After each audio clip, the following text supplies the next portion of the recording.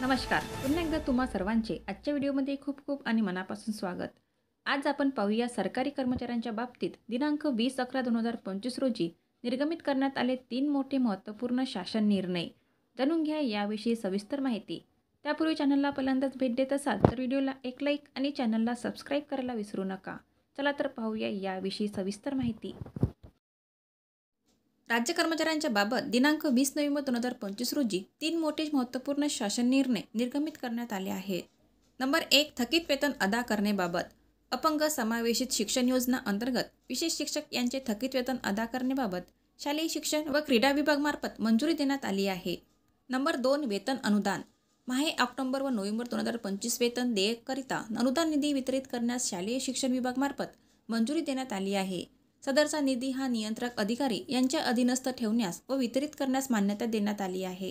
Number 3. अन्न व नागरी पुरवठा व ग्राहक संरक्षण विभाग.